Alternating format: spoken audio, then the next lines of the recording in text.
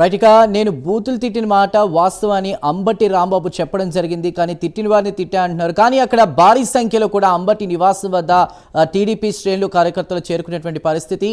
Visionary సీఎంను అనుచిత వ్యాఖ్యలు చేయడంపై కూడా వాళ్ళందరూ కూడా ఆ ఇంట్లోకి ప్రవేశించి కూడా కారద్దాలని ధ్వంసం చేస్తున్న పరిస్థితి. మా అధినేతను తిడితే మేము ఊరుకోమంటూ కూడా వాళ్ళు చెప్తున్నటువంటి పరిస్థితి. రైట్. ఇక అంబటి వ్యాఖ్యల ఇన్సిడెంట్కి సంబంధించి మనతో మాట్లాడడానికి తెలుగుదేశం పార్టీ సీనియర్ నాయకులు ఆర్యు రెడ్డి ప్రస్తుతం మనకి ఫోన్ లైన్లో అందుబాటులోకి వచ్చారు. రెడ్డి గారు నమస్కారం. నమస్కారం అండి. రైట్. ఇక బూతులు అయితే తిట్టాను, ఆ మాట వాస్తవమే, బట్ నన్ను తిట్టిన వారిని తిట్టాను అంటున్నారు. ఏది ఏమైనా సహనం కోల్పోయారా? ప్రస్తుతం ఈ సిచ్యువేషన్కి కారణం అంటే ఇప్పుడు వైసీపీ నాయకులు పిచ్చి పెట్టి చూతా ఉన్నారండి. వీళ్ళు సంస్కారం కోల్పోతా ఉన్నారు, రాజకీయ సాంప్రదాయాన్ని వీళ్ళు కోల్పోతా ఉన్నారు. ఒక అపారమైన అనుభవం ఉండే వ్యక్తి ఈ రాష్ట్రంలో ఎవరు ఉన్నారంటే అది గౌరవ నారా చంద్రబాబు నాయుడు, ముఖ్యమంత్రి వర్యుడు. వారిని గ్లోబల్ లీడర్ గా ఈరోజు చూస్తా ఉన్నారు. అలాంటి వ్యక్తిని ఈ రోజు అనకూడని ఒక మాటలు మాట్లాడుతూ ఉంటే ఆ మాటలు ఎంత జుగుస్కారంగా ఉంటున్నాయంటే అంత దారుణంగా ఉన్నాయి. వాళ్ళ ఒక పార్టీ నాయకుడు కూడా ఎక్కడి నుంచి వచ్చినాడో మనందరికీ తెలిసిన విషయం. అతను కూడా అలాగే మాట్లాడుతున్నాడు, వాళ్ళ పార్టీ నాయకుడు అలాగే మాట్లాడుతున్నాడు. ఈ రోజు అదే సందర్భంలో అంబటి రాంబాబు ఈరోజు విచక్షణ కోల్పోయి ఈ రాష్ట్ర అధినేత, ఈ రాష్ట్ర ముఖ్యమంత్రి, 5 కోట్ల మంది ప్రజలు ఎన్నుకున్న అధినేతని, కూటమి పార్టీల యొక్క అధినేతని ఈ రోజు అంత అహంకారంగా మాట్లాడుతున్నారంటే ఇది ప్రజాస్వామ్యం వీళ్ళకి మర్యాద లేదు.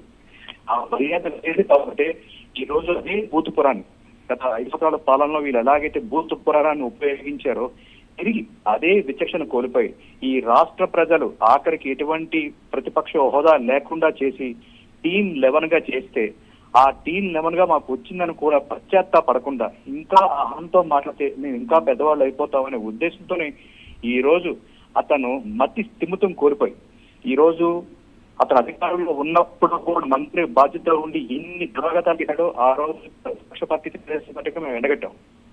దానికి సిగ్గుపడాల్సింది పోయి ఈ రోజు నిస్సిగ్గుగా ఈ రోజు రాష్ట్ర ముఖ్యమంత్రి గారు ఈ విధంగా అన్నారంటే అంబటి రాంబాబు రాజకీయాల్లోకి అనర్హుడు.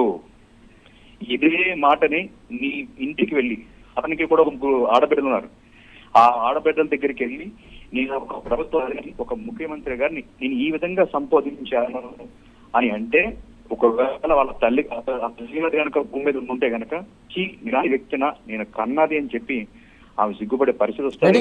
అట్లా అంటే ఒకవేళ సహనం కోల్పోయి కొన్ని వ్యాఖ్యలు చేసిన క్షమాపణ అనేది చెప్పాలి, బట్ ఆయన భయపడేది లేదు, అరెస్ట్కి సిద్ధంగా ఉన్నాను, ఇంట్లోనే ఉంటాను, వస్తే రండి అన్నారు. ఎమ్మెల్యే కూడా అక్కడికి చేరుకుని కొన్ని వ్యాఖ్యలు చేశారు. అంటే అంబటి రాంబాబుకి భయపడేది లేదంటే ఆ భయం ఎలా చూపించాలో ఈ తెలుగుదేశం పార్టీ కార్యకర్తలకి తెలుసు, కూటమి పార్టీ కార్యకర్తలందరికీ తెలుసు.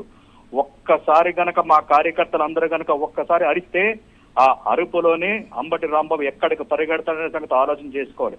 మేకపోతు గాంభీర్యాలు పక్కన పెట్టి బహిరంగ క్షమాపణ అతని నాయకుడు చెప్పకపోతే వచ్చే పరిణామాలు ఎంత దారుణంగా ఉంటాయి ఊహించుకోవడానికి కూడా అంబటి రాంబాబుకి ఇంకొక జన్మ కూడా సరిపోదు.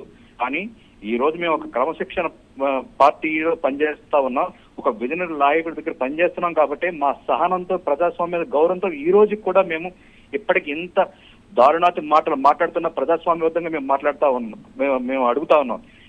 జగన్మోహన్ రెడ్డికి కానీ అంబటి రాంబాబుకి కానీ ప్రజాస్వామ్యం పట్ల విలువ ఉంటే గనక ముఖ్యమంత్రి హోదాలో ఉన్న గౌరవ నారా చంద్రబాబు నాయుడు గారికి బహిరంగంగా క్షమాపణ చెప్పాలి. అలాగే ఈ 5 కోట్ల మంది ప్రజలకి క్షమాపణ చెప్పాలి.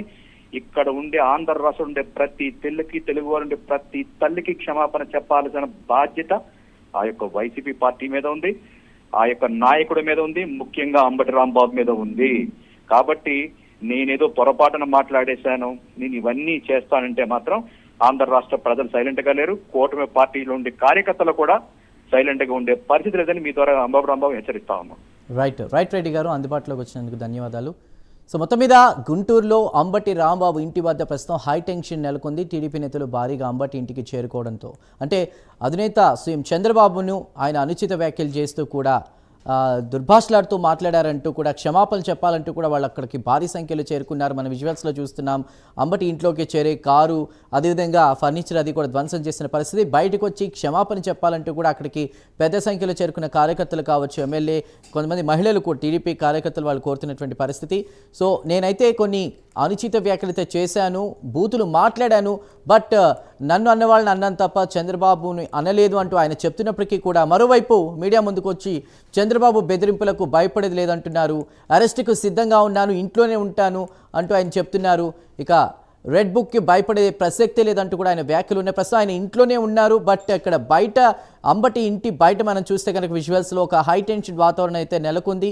ప్రస్తుతం అంబటి బయటకు వచ్చి క్షమాపణ చెప్పాలంటూ కూడా అక్కడికి చేరుకున్న కార్యకర్తలు డిమాండ్ చేస్తున్నటువంటి పరిస్థితి ఆ విజువల్స్లో మనం చూస్తున్నాం.